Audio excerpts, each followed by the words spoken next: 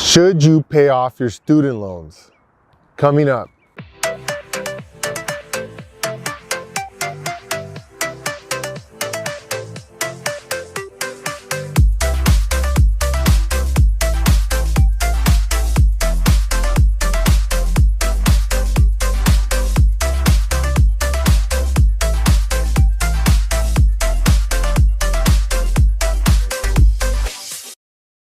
Hi everyone, this is Ernesto from AttaBoyCowBoy, and on this channel, we give you health and wealth tips to help you be more successful.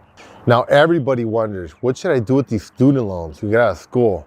It's like a weight around your neck, you know, it drives you nuts. But as annoying as they are, don't pay them off. That's not your best strategy. I'm gonna explain why. A lot of times, when people get out of school, you're just looking at this big debt and you're saying, wow, I owe 50 grand, 100 grand. I had a friend that finished dental school. He owed 750,000.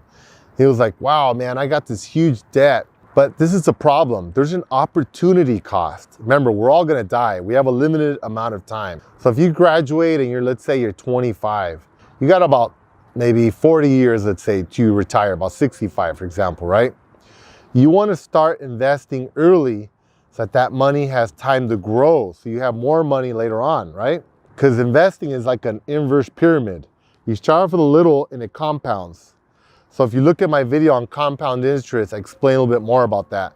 But time is really important. So the worst thing you can do is get out of school, work really hard, get all your money to pay off student debt, and then start investing. A lot of us are taught that, wow, debt is terrible. Debt is not terrible. Debt is really good. I love debt. In fact, if you think about it, big companies like Apple, Google, Uber, etc., they have tons of debt. They love debt. They take on as much as they can. The reason why they want debt is because they take some debt and then they invest it in things that make much more than what they're paying on that interest on that debt. Even the US government does that. We own like $23 trillion or something like that. That's more than like a lot of countries' GDPs in the world. It's a huge amount. But we want that debt because we invest that debt. You know what I mean? We make money off it. We make a lot more money with the money they lend us. Now I'm gonna give you an example.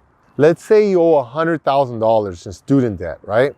And you pay that off and it takes you like 5 years. You know, I have friends that I've heard tons of stories. Like, oh, I pay all my money every month. And I'm thinking, it's like the worst thing to do, but okay, they pay all their money off. And then 5 years from now, they say, all right, now I have money. Now I'm gonna start looking for a house. Well, what have you been doing for those 5 years? You've been paying rent for $2,000 a month, which is $24,000 a year, $100,000 in 5 years, basically, right?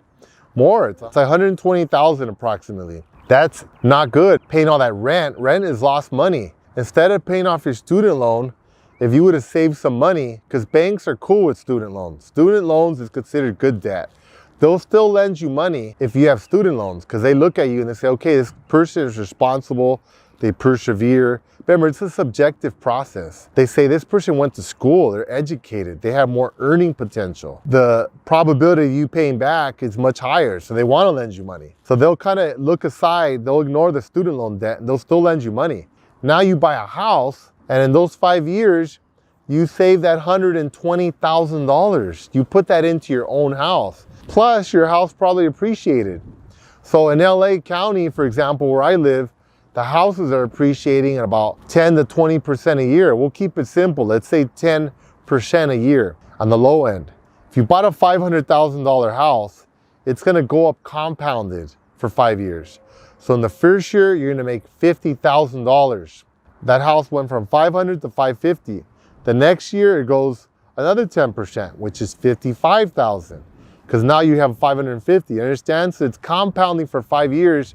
So at the end of 5 years, you're gonna make about another over $300,000 you made off that house appreciating. That's on the low end, on 10%. So tell me, is it worth it to pay that $100,000 student loan over 5 years? Of course not. Not only did you save that $120,000 you would have paid on rent, you put it into your house and you made over $300,000 on the house appreciating. So you made over $400,000 by just paying the minimum on your student loan, leaving it there and investing your money. That's a really simple example, and I could explain that 100 different ways why you don't want to pay off your student loan debt. Now, if you're not paying your student loan debt to go out and buy consumer goods, consuming like buying fancy sweaters or expensive shoes or, you know, a brand new car, then that is a really bad choice. You're better off paying off your student loan. You want to invest your money and take debt for things that are going to build wealth for you, things that are going to invest.